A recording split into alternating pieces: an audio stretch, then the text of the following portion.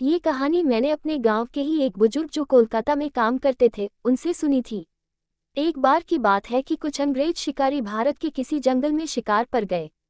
उस जंगल के बाहर एक डाक बंगला था, पर उसमें पहले से ही कोई बड़ा अंग्रेज अधिकारी ठहरा हुआ था। अस्तु इन अंग्रेज शिकारियों को जंगल के बीच बने एक पुराने डाक बंगले में रुकना पड़ा। इस डाक बंगले का रखवाला अपने परिवार के साथ रहता था और डाक बंगले में रुकने वाले लोगों की सेवा करता था। इस रखवाले के परिवार में उसकी बीवी तथा लगभग 14-15 साल की उसकी एकमात्र लड़की थी। एक शाम जब अंग्रेज शिकारी शिकार करके वापस डाक बंगले पर आए तो नहा धोकर पीने बैठ गए। पीने के बाद उन्हें इतनी चढ़ गई कि वे लोग पूरी तरह से बहक गए और उस रखवाले को गोली मारने के बाद उसकी बीवी तथा बच्ची को नोच डाले। इन पापियों को नशे में कुछ भी पता नहीं चला और नोचने के बाद उन दोनों को भी गोलियों से भून डाले और तीनों की लाश को डाक बंगले के पीछे दफना दिए। ये बात आई गई रह गई। अंग्रेजों ने फिर कुछ दिन के बाद वहां कैलाश नामक एक नया सेवक रख दिया। किसी को कुछ भी पता नहीं चला कि इस पुराने डाक बंगले का पुराना सेवक और उसका परिवार कहाँ चला गया। एक बार की बात है कि नया सेवक कैलाश रात को गेट बंद करके सोया हुआ था। तभी अचानक उसकी नींद खुल गई क्योंकि उसे लगा कि दरवाजे पर कोई रो रहा है।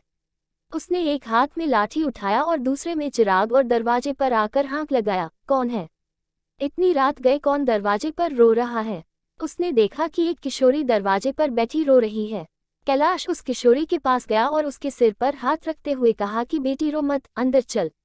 फिर उस किशोरी के अंदर आने पर कैलाश ने उसे पीने के लिए पानी आगे बढ़ाते हुए पूछा कि बेटी तुम कौन हो और इतनी रात को अकेले इस जंगल में क्यों भटक रही हो? कैलाश की इतनी बातें सुनते ही वह किशोरी और तेज फफक पड़ी। कुछ समय तक तेज रोने के बाद वह थोड़ा शांत हुई और कैलाश को बताई कि वह इस डाक बंगले के पहले सेवक की पुत्री है। फिर उसने ये भी बताया कि कैसे 4-5 अंग्रेज शिकारियों ने उसके पिता को मार डाला और उसके बाद उसकी तथा उसकी मां की आबरू को नोच डाला। फिर कैसे उसकी मां तथा उसको भी गोलियों से भूनने के बाद डाक बंगले के पीछे दफना दिया। उस किशोरी की इतनी बातें सुनते ही कैलाश पूरी तरह सहम गया, पर निडरता दिखाते हुए पूछा कि ऐसे कैसे हो सकता है?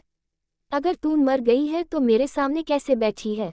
कैलाश की यह बात सुनते ही वह लड़की अचानक गायब हो गई और कैलाश कुछ समझ पाए इससे पहले ही वह उस कमरे की दीवार पर उल्टी टहलती नजर आई। कैलाश यह नज़ारा देखकर पूरी तरह से सहम गया। फिर अचानक वह लड़की आकर कैलाश के सामने बैठते हुए बोली कि काका, आप डरिए मत, मैं आपका कुछ भी बुरा नहीं करूंगी। धीरे धीरे कैलाश का डर जाता रहा और उसने अपने मस्तक पर आई पसीने की बूंदों को गमछे से पोंछ लिया। फिर उसी रात को उस लड़की ने वह जगह दिखाई जहां उन तीनों को दफनाया गया था। कैलाश ने कुदाल से खोदकर उन तीनों के अस्थिपंजर को निकाला।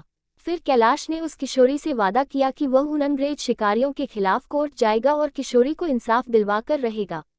कैलाश की बातें सुनकर वह किशोरी रोते हुए बोली कि काका, आपको कुछ नहीं करना है, बदला तो मैं लूंगी, बस आप मेरी थोड़ी सी मदद कर दें। फिर क्या? उस किशोरी के बताए अनुसार कैलाश ने बीमारी का बहाना बनाकर उस डाक बंगले की नौकरी छोड़ दी तथा उस किशोरी को किए वादे के अनुसार उस किशोरी के माता पिता की अस्थियों को जला दिया तथा उन दोनों के नाम पर पूजा पाठ भी करवाया। उन दोनों की मुक्ति हो गई, पर लड़की के कहे अनुसार कैलाश ने न लड़की के अस्थिपंजर को जलाया और न ही उसके क्रियाकर्म के लिए कोई अनुष्ठान पूजा पाठ ही किया, क्योंकि किशोरी ने कहा था कि अगर उसके लिए भी पूजा पाठ हो गई तो वह इस भूत योनि से मुक्त हो जाएगी और फिर उन दरिंदों से बदला नहीं ले पाएगी। समय बीतता गया और अब उस डाक बंगले में कोई नया सेवक आने को भी तैयार नहीं होता, क्योंकि कैलाश वहीं आसपास मंडराता रहता और नए आने वाले सेवक को भूत ही कहानी सुनाकर भगा देता। कभी कभी वह किशोरी भी अपनी भूत ही कारनामे से आने वाले नए सेवक को 9-2-11 कर देती।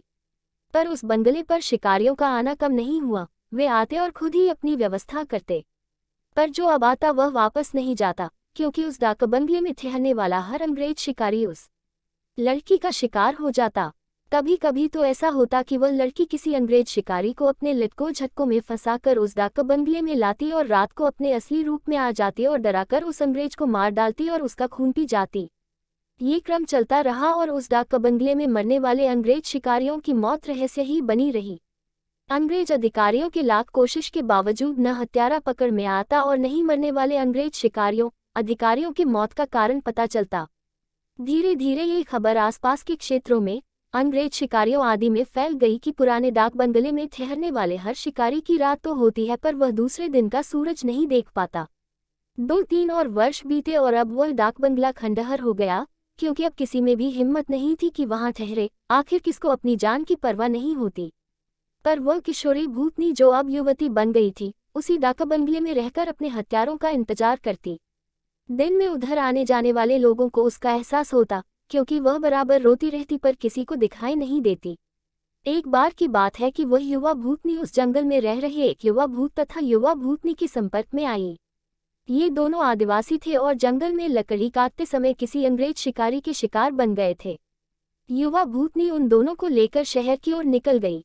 युवा भूतनी उन दोनों भूत भूतनी के साथ शहर में घूम घूम कर अपने हत्यारों की तलाश करती रही। 2-3 दिन की मेहनत के बाद ही वह अपने हत्यारों को पहचान ली। एक दिन वह शाम के समय खूबसूरत युवती बनकर उनमें से एक हत्यारे अंग्रेज शिकारी के घर पर गई। घर पर उस अंग्रेज के सिवा कोई नहीं था। फिर उसने खूब लटके झटके दिखाए और उस अंग्रेज को अपनी सुंदरता में फांस लिया। रूप लुभावन हो तो अच्छों को फंसते देर नहीं लगती। योजना के अनुसार वह दूसरे दिन भी उस अंग्रेज से मिली। फिर उसे पूरी तरह विश्वास में लेने के बाद एक दिन कही कि क्यों नहीं हम लोग शिकार पर चलें। अंग्रेज ने कहा कि अच्छी बात है, मेरे कुछ मित्र शिकारी हैं, उन्हें भी लेकर चलते हैं। फिर क्या था, उस युवती भूतनी ने उस अंग्रेज से कहा कि मेरी एक और सहेली है, वह भी बहुत ही खूबसूरत है और शिकार पर जाना पसंद करेगी। फिर दूसरे दिन उस युवती भूतनी ने अपने साथ आए हुए दूसरी युवा भूतनी से उस अंग्रेज शिकारी को मिलवाया। अब तो अंग्रेज पूरी तरह उस भूतनी के मायाजाल, रूपजाल में फंस चुका था। एक दिन सुबह सुबह वह अपने उन्हीं पुराने दोस्तों के साथ जंगल की ओर निकल पड़ा। दिन भर शिकार करते रहे और खूब मौज मस्ती भी। शाम होने को आई तो अंग्रेज शिकारियों ने कहा कि अब सूर्य ढलने लगा है, क्यों न हम लोग वापस शहर लौट चलें। अंग्रेज की बात सुनकर उस युवा भूतनी ने कहा कि ना, आज रात हम लोग यहीं ठहरकर जंगल का आनंद उठाते हैं। पर एक अंग्रेज शिकारी ने कहा कि हमने पहले से डाक बंगला तो बुक किया नहीं है, ठहरेंगे कहाँ। फिर क्या था, वह युवा भूतनी मुस्कुराए और बोली कि इसी जंगल में दूसरी ओर मेरे एक मित्र आदिवासी की कुटिया है, हम रात वहीं बिताएंगे और खूब मौज मस्ती करेंगे। अब हुआ यूं कि उस युवा भूतनी की योजना के अनुसार देखते ही देखते उसके मित्र युवा भूत ने एक मड़ई तैयार कर ली थी। उसमें ऐशो आराम की सारी चीजें भी ला दी थी। उन दोनों युवा भूतनी के साथ ही अंग्रेज उस मड़ई में पहुंचे। इन अंग्रेज शिकारियों को उस मड़ई की दशा देखकर अजीब लगा, क्योंकि उस मड़ई में महलों, बड़े बड़े होटलों जैसी व्यवस्था थी। रात को पार्टी शुरू हुई तथा साथ ही अंग्रेज अधिकारियों की सिट्टी पिट्टी गुम होना ही। क्योंकि पहले तो उन दो युवा भूतनी जो देखने में बहुत खूबसूरत लग रही थी, अचानक बहुत ही डरावनी रूप बना ली। ऐसा रूप जिसे देखते ही अच्छों की पैंट गीली हो जाए। फिर क्या था, उन भूतनियों ने ग्लास में खून भरकर लाकर उन अंग्रेजों को पिलाना शुरू कर दिया। किसी अंग्रेज की हिम्मत ही न थी कि वह ना करे, क्योंकि सबके सब पूरी तरह से डरे हुए थे और कांप रहे थे। अचानक आदिवासी युवा भी विकराल रूप में आ गया और अचानक उछलकर पास के एक मोटे पेड़ की मोटी शाखा को उछलकर इतना जोर से खींचा कि चरखी आवाज के साथ वह मोटी शाखा टूट गई। उसके बाद वह विकराल भूत उन अंग्रेज शिकारियों में से एक को पकड़कर पैर के नीचे दबाकर देखते ही देखते चीर दिया और उसके खून को पीने लगा। उसका खून पीता देख दोनों भूतनियों ने भी लंबी लंबी विकराल चीख निकालते हुए खून पीने में उसका साथ देने लगी और साथ ही अपने बड़े बड़े नाखूनों से उसका शरीर जगह जगह से चीरने लगी। उस युवा भूतनी ने तो भयानक आवाज निकालते हुए दौड़कर एक दूसरे अंग्रेज शिकारी के पास पहुंची और उसकी आंखों में अपने विकराल भयावह भाले जैसे नखों को डालकर उसकी दोनों आंखों को निकालकर खा गई। इसके बाद उन तीनों भूत ने एक एक कर सभी अंग्रेज शिकारियों को मार डाला। दूसरे दिन उन अंग्रेजों की खोज में गए अंग्रेज अधिकारियों को उनकी ऐसी विभत्स लाशें मिली जो देखने में बहुत ही भयावह लग रही थी। उनको ऐसे नोचा गया था कि लगता था कि यह किसी मनुष्य या जानवर का काम ही नहीं हो सकता। कैलाश को तो सब कुछ पता ही था, पर वह किसी को कुछ नहीं बताया। फिर एक दिन समय निकालकर गोपनीय रूप से कैलाश ने उस युवा भूतनी के कंकाल को भी जला दिया तथा उसकी मुक्ति के लिए एक पूजा करवा दी। यह एक काल्पनिक कहानी है, पर हकीकत भी हो सकती है उन लोगों के लिए जो अपनी शक्ति संबंधों का नाजायज फायदा उठाते हुए गलत कार्यों को अंजाम देते हैं और उन्हें लगता है कि कोई उनका बाल बांका भी नहीं कर सकता। हमेशा वैसा ही कार्य करें जैसा आप दूसरों से अपने तथा अपनों के प्रति चाहते हैं।